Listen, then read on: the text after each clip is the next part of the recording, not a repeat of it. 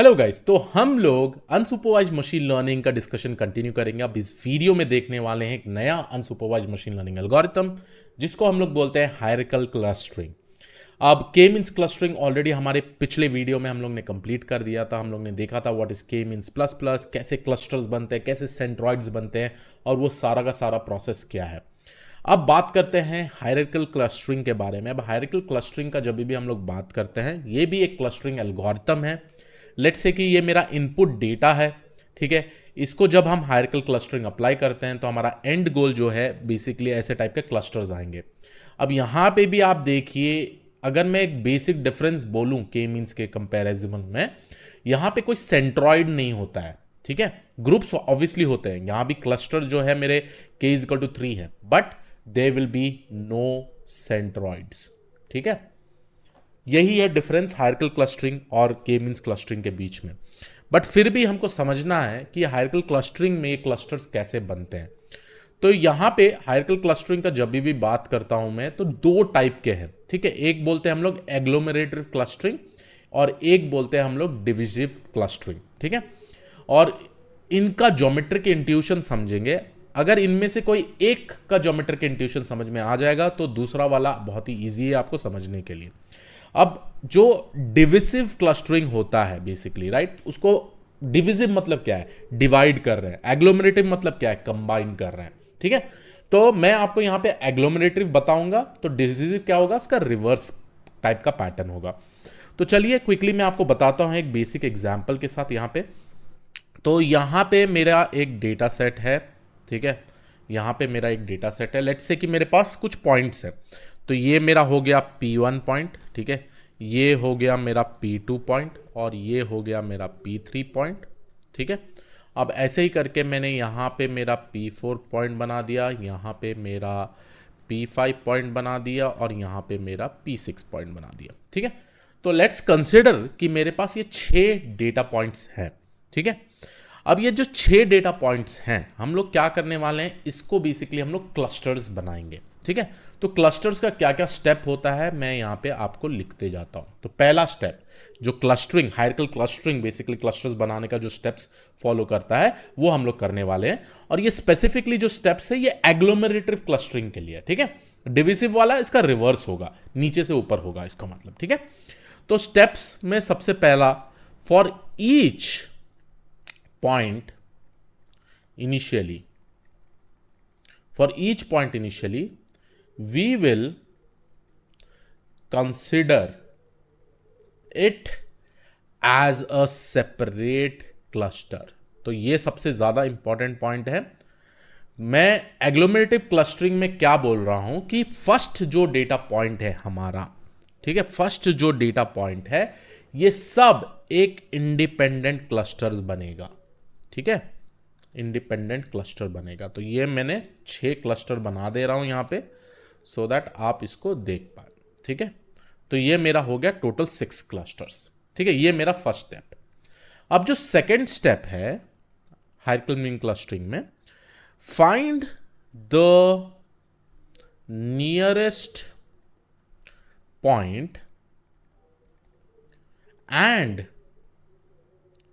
Create a new cluster. बहुत ही simple, find the nearest point and create a new cluster. हम लोग specifically ये कर रहे हैं, we just need to find the nearest point and create a new cluster. अब यहां पे आप देखिए सबसे ज्यादा नियरेस्ट क्लस्टर को, नियरेस्ट पॉइंट कौन सा है। अगर मैं P1 P2 का बात करूं, P5 P6 का बात करूं, तो यहां पे मेरे को 2 क्लस्टर मिलेंगे। तो ये सबसे ज्यादा नियरेस्ट पॉइंट है, तो मैं इन दोनों को कंबाइन कर दूंगा ऐसे। तो ये मेरे हो गए एक क्लस्टर, है ना, ये मेरे हो गए एक क्लस्टर। अब यहां पे आप ये भी देख सकते हैं P5 P6 बहुत नजदीक है, तो ये हो गए मेरे नेक्स्ट क्लस्टर। तो सबसे नजदीक वाला पॉइंट क्या है, P5 P6, है ना। उसके बाद P1 P2 को भी मैंने कंबाइन कर दिया, ठीक है। अब जो थर्ड स्टेप है, we keep on doing the same process मतलब द स्टेप 2, ठीक है, same process which is nothing but step 2, ठीक है, until we get a single cluster. अब देखिए सेकेंड स्टेप में क्या हुआ, जो दो डेटा पॉइंट्स हम लोग ने कंसिडर किया, जो भी सबसे नियरेस्ट होगा हम उसको एक क्लस्टर बनाएंगे। उसके बाद सेम प्रोसेस हम लोग फॉलो करेंगे। उसके बाद देखिए P1 P2 सबसे ज्यादा नजदीक है, ठीक है। उसके बाद आप देख पाएंगे कि P5 P6 और P4 नजदीक है, तो ये दोनों भी एक क्लस्टर में ग्रुप हो जाएगा। तो यहां पे हम लोग इन दोनों को एक ग्रुप में कंबाइन कर देंगे, ठीक है। उसके बाद आप फाइनली देख सकते हैं कि मैं P1 P2 P3 को भी एक ग्रुप में कंबाइन कर सकता हूं, क्योंकि P3 सबसे ज्यादा नजदीक है P1 P2 से, राइट।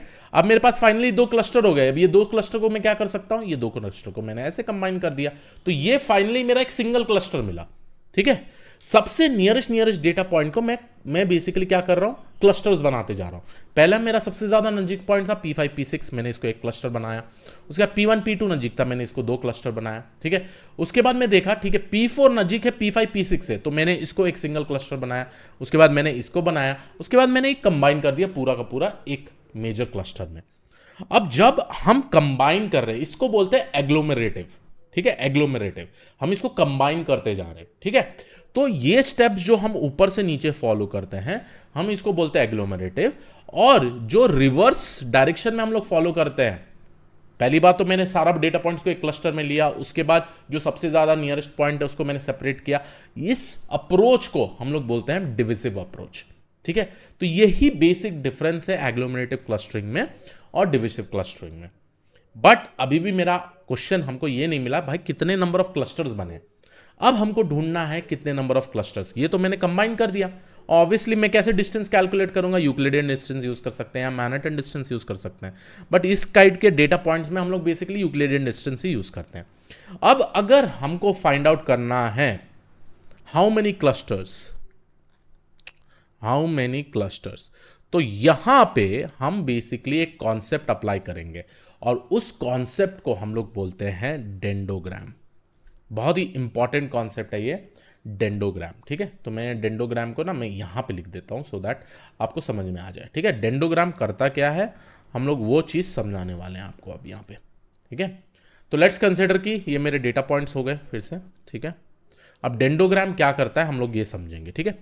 तो ये हो गया मेरा P1, ये हो गया मेरा P2, ये हो गया मेरा P3, ठीक है। ये डेटा पॉइंट्स हो गया। उसके बाद ये हो गया मेरा P4, ये हो गया मेरा P5 और ये हो गया मेरा P6, ठीक है। अब जो डेंडोग्राम है यहां पे मैं थोड़े ऐसे डेटा पॉइंट्स बनाऊंगा। देखिए आप जहां यहां पे है ना, ये डेंडोग्राम मैं बनाऊंगा with respect to the points, ठीक है। पॉइंट्स कितने हैं अपने पास, P1 P2 P3 P4 P5 P6, ठीक है। और यहां पे कितने पॉइंट्स हैं, 1, ये बेसिकली डिस्टेंस है, यूक्लिडियन डिस्टेंस, 3 4 5 6, ठीक है, यूक्लिडियन डिस्टेंस, ठीक है। अब ये हम लोग क्या करने वाले, देखिए आपको पता है सबसे नजदीक पॉइंट कौन सा है, P4 P5। So let's say कि मैंने P4 P5 को एक ग्रुप में कंबाइन कर दिया, ठीक है। तो यहां पे हम लोग कर क्या रहे हैं, यहां पे हम लोग क्या कर रहे हैं, P4 P5 को हम लोग कंबाइन कर रहे हैं। लेट्स से कि P4 P5 का वैल्यू समवेयर अराउंड 1 है, यूक्लिडियन डिस्टेंस मैं कंसिडर कर रहा हूं, ठीक है। तो यहां पे मेरा 1 है, ठीक है। अब जो नेक्स्ट नियरेस्ट पॉइंट कौन सा है, P1 P2 है, तो P1 P2 को मैं कंबाइन कर देता हूं। तो ये मेरा हो गया P1 P2, ठीक है। ये हो गया मेरा P1 P2, ठीक है। अब P1 P2 को जैसे मैं कंबाइन कर रहा हूं, ठीक है, आप यहां पे देख सकते हैं ये मैंने कंबाइन P1 P2 को लेट्स से कि इसका वैल्यू समवेयर नियर 2 है, ठीक है। तो यहां पे मैंने कर दिया 2, ठीक है। तो इन दोनों पॉइंट को कंबाइन करके एक क्लस्टर बनाया, P4 P5 को कंबाइन करके एक क्लस्टर बनाया। अब जो सबसे नियरेस्ट पॉइंट है इसके बाद आप देख पाइएगा P4 P5 P6 नजदीक है, तो मैं क्या करूंगा, इनको एक क्लस्टर बना दूंगा, ठीक है, इनको एक क्लस्टर बना दूंगा। अब जब मैं क्लस्टर बना रहा हूं इसका मतलब क्या कर रहा हूं, मैं बेसिकली कंबाइन कर रहा हूं P4 P5 और P6। तो ये हो गया मेरा एक सेपरेट क्लस्टर, ठीक है। उसके बाद जो सबसे नजदीक पॉइंट है वो है P3 P1 P2 का, तो मैं इसको कंबाइन कर दे रहा हूं यहां पे फाइनली, ठीक है। तो मैंने इन तीनों को कंबाइन किया। अब P1 P2 P3 basically let's say कि वो यहां पे आता है, तो यहां पे जाके हम लोग ने कुछ इस तरीके का कैलकुलेट कर लिया, ठीक है। अब फाइनली जब हम इन सबको कंबाइन कर रहे हैं, बेसिकली क्या कर रहे हैं, ये क्लस्टर और ये क्लस्टर को कंबाइन कर रहे हैं, तो लेट्स से कि मेरा ये क्लस्टर और ये क्लस्टर आ गया, ये कंबाइन हो गया, ठीक है। तो with respect to Euclidean distance मैंने ये डेंडोग्राम बना दिया। इस तरीके को डेंडोग्राम बोलते हैं। तो एग्लोमेरेटिव क्लस्टरिंग में ना ऐसे टाइप का डेंडोग्राम होता है। डेंडोग्राम अगर आप याद रखें कि हमारे न्यूरल नेटवर्क्स ब्रेन में भी ना हम लोग something called as dendrogram use करते हैं, राइट। न्यूरॉन्स, डेंडोग्राम, डेंड्राइट्स बोलते हैं हम लोग उसको, ठीक है। वो कनेक्शन मीडियम होता है। तो यहाँ पे भी देखिए एक एक एक एक ग्रुप करके कंबाइन कर रहे हैं। बट अब फिर से सबसे इंपॉर्टेंट चीज ये है, क्रिश ये तो ठीक है, आप फाइनली सारा ग्रुप को कंबाइन कर देना है, राइट। लास्ट में आप क्या किया, आपने पूरा का पूरा ग्रुप को कंबाइन कर दिया इस तरीके से, राइट। बट हम कैसे फाइंड आउट करें कितने नंबर ऑफ क्लस्टर्स है। तो यहां पे हम लोग कुछ कंसिडर करते हैं जिसको हम लोग बोलते हैं थ्रेशोल्ड वैल्यू। अब ये थ्रेशोल्ड वैल्यू कोई भी वैल्यू हो सकता है। लेट्स से मैं बोलता हूं कि अगर मेरा यूक्लिडियन डिस्टेंस 5 थ्रेशोल्ड है, तो मैं क्या करूंगा, यहां से यहां एक पॉइंट कट करूंगा और मैं देखूंगा कितने क्लस्टर्स ढूंढते हैं, ठीक है। तो इसका फंडा बहुत ही सिंपल है गाइस। आपको करना क्या है ना, अगर आपको ग्रुप्स फाइंड आउट करना है तो बेसिकली आपको ये थ्रेशोल्ड वैल्यू फाइंड आउट करना पड़ेगा। अब एक बहुत ही इंपॉर्टेंट कॉन्सेप्ट मैं यहां पे समझाने वाला हूं, ये थ्रेशोल्ड का बिहेवियर कैसा चेंज होता है। लेट्स से कि मैंने थ्रेशोल्ड 5 रखा है, ठीक है। अब यहां थ्रेशोल्ड जब 5 रखा हूं तो आप देखिए यहां पे पॉइंट कैसा बनता है। तो यहां 5 के केस में मैं क्या करूंगा, ऐसे लाइन मार दूंगा। अब जैसे मैंने लाइन मारा तो कितने डेटा पॉइंट्स यहां से पार हो रहे हैं, 1 और ये 2, राइट। जब भी मैं बोलूं कि ये 2 डेटा पॉइंट से पार हो रहा है, उसका मतलब मेरे कितने क्लस्टर्स बन जाएंगे, 1 और 2, ठीक है। तो लेट्स से कि मैंने थ्रेशोल्ड को अब कम किया, इंस्टेड ऑफ 5 मैं लेता हूं लेट्स से 3। अब 3 के केस में क्या होगा, 3 के केस में लेट्स से कि मैं ऐसे जाके इसको ऐसे जोड़ रहा हूं, ठीक है, ऐसे करके ऐसे कंबाइन कर रहा हूं। अब आपको समझना है कि कितने इससे पार हो रहा है। आप देखिए 1 2 3 4, ठीक है। तो आप देख सकते हैं यूक्लिडियन डिस्टेंस जैसा कम होते जाता है, आपके नंबर ऑफ क्लस्टर्स बढ़ रहे हैं, राइट। तो यहां पे मेरे 4 क्लस्टर हो गए, 1 2 3 4, ठीक है। और मैंने अगर थ्रेशोल्ड कम किया 1 पे लेट्स से या 0.5 में, और यहां पे मैंने एक लाइन मारा, तो अब देखिए कितने लाइन से पास हो रहा है, 1 2 3 4 5 6 लाइन से टोटल हमारा पार हो रहा है। इसका मतलब मेरे 6 क्लस्टर हो गए जो स्टार्टिंग वाले पॉइंट्स थे। तो ये थ्रेशोल्ड सेलेक्ट करना बहुत ही इंपॉर्टेंट है टू मेक श्योर कि आपका क्लस्टर सही तरीके से डिफाइन हो। तो यहां पे आप देखिए ये मेरा जो क्लस्टर है, ठीक है। बट आप फिर भी क्वेश्चन पूछेंगे क्रिश तो कैसे हम लोग थ्रेशोल्ड डिफाइन करेंगे। बहुत ही सिंपल है गाइस, आप यहां पे ये देख सकते हैं, और मैंने और प्रोग्रामिंग वे में भी मैं टेक्निक्स बताऊंगा कि आप थ्रेशोल्ड कैसे कैलकुलेट। एक सिंपल सा तरीका ये है, try to find out the biggest vertical line, ठीक है। मैं फिर से यहां पे लिख दे रहा हूं आपको सो दैट यहां आपको समझ में आ जाए। मैं यहां बोल रहा हूं select the longest vertical line such that no horizontal line passes through it। इसका मतलब क्या है, horizontal line passes through it। ये थोड़ा कंफ्यूजन है सेंटेंस में। Select the longest vertical line, हम लोग बनाया हुआ लाइन नहीं बोल रहा हूं मैं, जो ये लाइन बना है डेंड्राइट्स, डेंडोग्राम्स, राइट, उसका सबसे लॉन्गेस्ट वर्टिकल लाइन सेलेक्ट करिए जहां पे none of the horizontal line passes through it. अब ये क्या फंडा हुआ, आप यहां देख पा रहे हैं कि लॉन्गेस्ट वर्टिकल लाइन ये है, ठीक है, ये वाला देखिए आप, सबसे लॉन्गेस्ट वर्टिकल लाइन कौन सा है, यही है। और none of the horizontal line should pass through it. यहां पे कोई हॉरिजॉन्टल लाइन पास हो रहा है क्या, देखिए गाइस यहां पे ना एक लाइन है इसका, राइट, और ये अगर मैं पॉइंट करूं तो ये पास कर रहा है इस लाइन पे, राइट, ये हॉरिजॉन्टल लाइन पास कर रहा है, तो हम इसको सेलेक्ट नहीं कर सकते।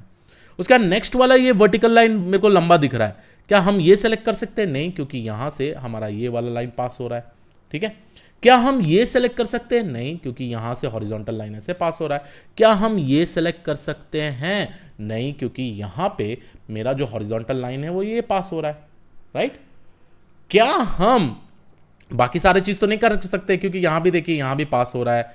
तो इन शॉर्ट अगर मैं कोशिश करूं तो ये मेरा सबसे लॉन्गेस्ट वर्टिकल लाइन होगा, और यहां पे कोई हॉरिजॉन्टल लाइन पास नहीं हो रहा है, देखिए आप यहां से कोई हॉरिजॉन्टल लाइन नहीं आ रहा है, राइट, यही सबसे मेरा लॉन्गेस्ट लंबा लाइन है। तो मैं ये सबसे लंबा लाइन ढूंढूंगा और उसमें से एक स्ट्रेट लाइन ऐसे क्रॉस कर दूंगा। अब जैसे आप ये स्ट्रेट लाइन क्रॉस करेंगे तो देखिए कितने पॉइंट से पास हो रहे हैं, 2 पॉइंट से। इसका मतलब आपका जो डेटा सेट में है 2 क्लस्टर आना चाहिए, तो के का वैल्यू यहां पे 2 होना चाहिए और दिख भी रहा है आपके यहां डेटा सेट में। देखिए 1 क्लस्टर 2 क्लस्टर, ये 2 क्लस्टर ही होना चाहिए, ठीक है। तो आई होप आपको ये आइडिया मिल जा रहा होगा, डेंडोग्राम के बारे में आपको समझ में आ रहा होगा, ठीक है। तो ये थ्रेशोल्ड ढूंढना बहुत ही इंपॉर्टेंट है और एसके लर्न में इसका टेक्निक्स भी है। मैं आपको कोडिंग में बताऊंगा कि वो थ्रेशोल्ड कैसे आप वैलिडेट कर सकते हैं, ठीक है। ऑब्वियसली आप लोगों को थोड़ा और चीज सीखना है जिसको हम लोग बोलते हैं सिलॉइड क्लस्टरिंग भी, बट मैं ये भी आपको प्रूफ कर दूंगा कि ठीक है ये थ्रेशोल्ड है ना इंटरनली खुद एल्गोरिथम ढूंढ लेता है। यहां तो मैं आपको समझाने के लिए longest vertical line such that no horizontal line passes through it होना चाहिए, बट वो जब वो आप पाइथन कोडिंग में करेंगे ना वो ऑटोमेटिकली ढूंढ लेगा, ठीक है। तो ये है पूरा का पूरा concept with respect to the hierarchical clustering. I hope आपको ये वीडियो पसंद आया हो। नेक्स्ट वीडियो में जो हम लोग देखने वाले हैं द डिफरेंसेस बिटवीन हायरार्किकल और के मींस क्लस्टरिंग, जो आपको जानना काफी ज्यादा जरूरी है। So yes, this was it from my side. I will see you all in the next video. Thank you.